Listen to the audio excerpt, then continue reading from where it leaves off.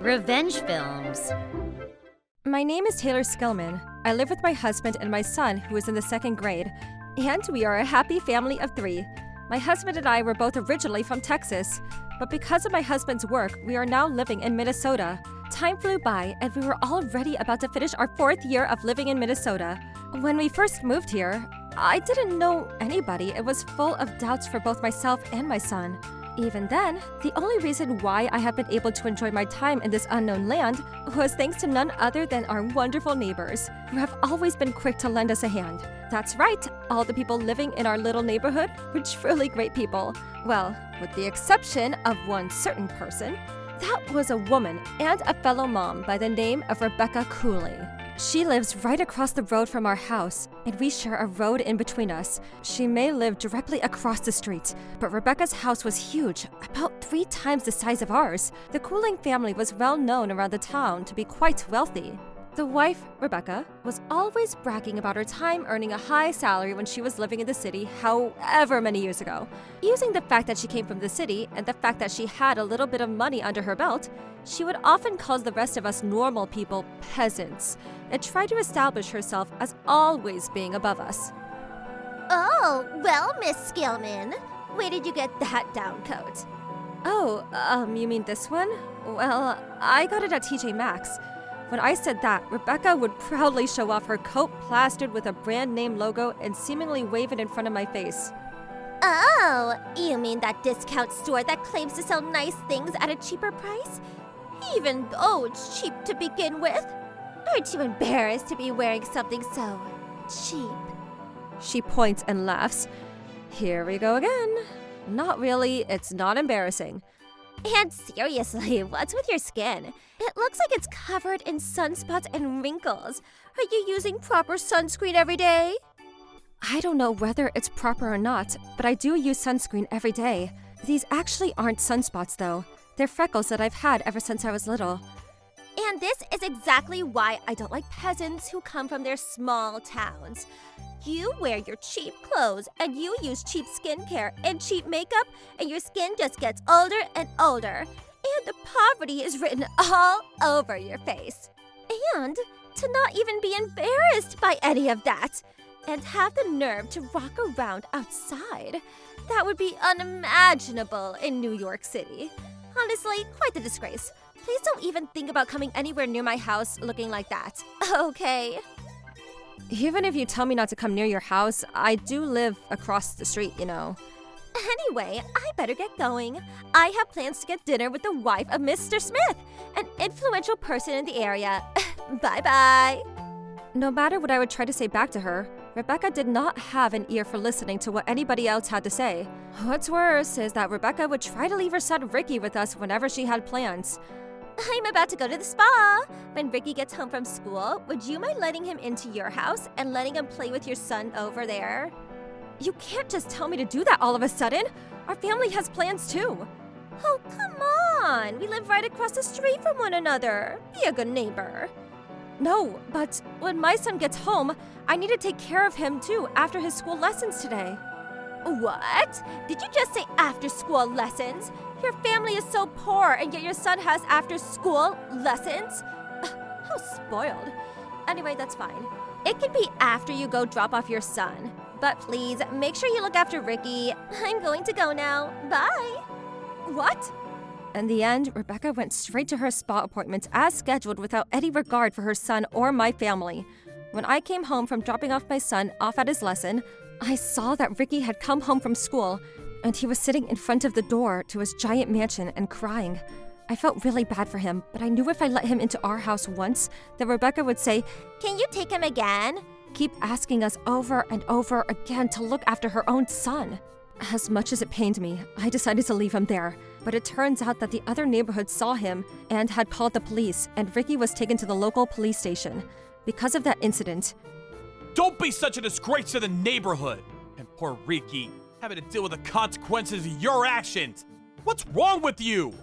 Rebecca was harshly yelled at by her husband, a sensible person, and was no longer allowed to leave the house without her son. After that, Rebecca never asked me to babysit for her. and I was beginning to think that perhaps she had learned her lesson. But unfortunately, I was wrong. If anything, it was the opposite. If you had just taken him in as we discussed, none of this would have happened, Miss Skillman. Not only did she blame me for the entire incident, it seemed to add fuel to her flames, and she began harassing me whenever she had the chance. It was a miracle that I'm not resentful, because she sure was. The harassment started from petty little things like putting chewing gum on our front door, to ding-dong dashing us. More or less stupid little pranks that you would expect from a small child. In the beginning, I really did think it was just the neighborhood kids messing around, but when I discussed it with my husband and we installed a security camera outside of the house, there was a crystal clear video of Rebecca smacking on her gum, pulling it out of her mouth, looking around to make sure nobody would see her, and sticking the gum all over our front doorknob. There were plenty of other footage of her playing pranks that you would never imagine a grown adult to be doing. The evidence was starting to pile up, and just as I was thinking about taking it to the police, that was when things finally blew up. After 2 months after harassment had started, it started to snow where we were living. For our family, who had always lived in the South, we had never seen snow until we moved to Minnesota, and in the beginning, we were always thrilled to see the piles and piles of snows around us. I would have snowball fights with my son or make snowmen and snow angels, and I genuinely used to think that the snow was a beautiful blessing. That feeling didn't last for long, though. The snowfall in Minnesota was way more than I had ever experienced or expected, and if the snow piled up to our knees or even higher, it was a massive pain to shovel it out of the driveway. Every time I would see the snowflake mark on the weather forecast, I knew that was coming, and would only be hit with disappointment and exhaustion. Snow again?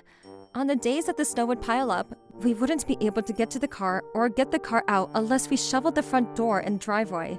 Everyone in the neighborhood was in the same situation, and they would start shoveling early in the morning before they would all go to work. On the other hand, Rebecca on the other side of the road used to brag that neither her nor her son had ever had to shovel their own snow before. That day, after her husband had shoveled all the snow around him all by himself, as usual, and headed off to work, Rebecca came outside with the shovel. To my shock, she walked over with the stack of snow that her husband had neatly gotten out of the side of the road and started dumping it into the middle of the street on my side. Everybody in town knew that when you shoveled the snow, as well as the overall right thing to do, to shovel it to the side of the road alongside the gutters. If anything, it was illegal to shovel it onto the roads. Excuse me, Mrs. Cooling. What are you doing? What? We all know that after snow gets shoveled, it turns back and gets disgusting, and I don't want that anywhere near my house. It'll ruin the image, right? Plus, it's going to melt when my car comes by, so why do you care? Sure, eventually it might melt, but during the winter, there would be so much snow that even the gutters would get filled up. And there would often be large puddles in the middle of the road. These, of course, would turn into beautifully dangerous icy paths in the morning, which meant that this would happen not on the road in front of my house, but actually the road directly in front of Rebecca's house. What Rebecca didn't realize was that there was a slight dip in the road directly in front of her house, where water would easily pool up regardless of the season. Whatever snow that she was throwing on my side of the road would melt and become water, making its way towards that side dip and creating a puddle directly in front of her house.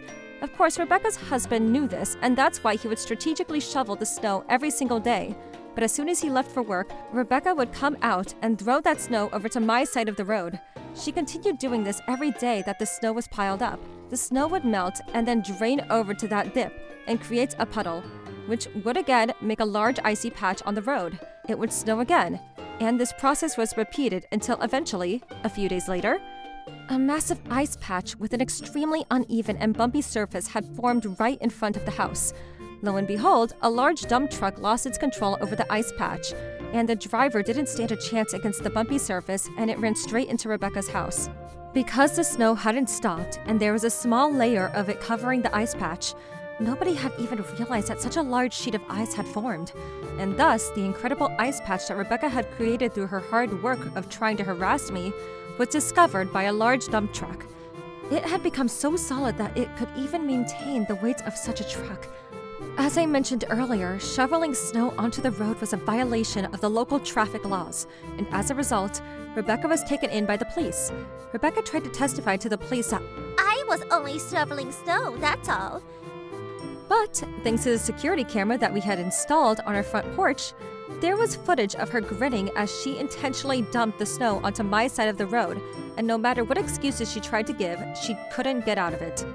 In the end, Rebecca received a fine from the police and was sued by the truck driver for the cost of damages, and was also sued by my family for all her verbal abuse and harassment, resulting in quite the sum of money that she owed to all 3 parties. On top of that, she also had the cost of damages and repair for her own house, and I can only imagine what the total was. In addition, because the police also got involved, it affected her husband's work and put their relationship on a tightrope. In the end, he divorced her, getting full custody of their son, Ricky, while Rebecca took herself and her debt back to her parents' home. Despite how much she liked to brag about having money, Rebecca's father was a regular salaryman and her mother was a full-time housewife, so even their savings wasn't enough to save Rebecca, and they ended up having to sell their house in order to help pay back the daughter's debt. Later on, I found out that Rebecca said her reason for throwing the snow was because I just wanted to make Taylor's life harder. But if the ice patch had formed in front of my house and resulted in my husband or my son getting injured, I never would have forgiven her for it. However, luckily my entire family was safe, and Rebecca ended up losing her precious child and husband and home, as well as all of her money. I felt like in the end, she got what she deserved, and I decided to leave it all in the past. 4 years after moving to Minnesota, and I was finally free of Rebecca's money boasting and harassment. I'm looking forward to a peaceful life ahead, surrounded by my truly wonderful neighbors. How was today's video? If you enjoyed it, please subscribe, like, and leave a comment. Stay tuned for more.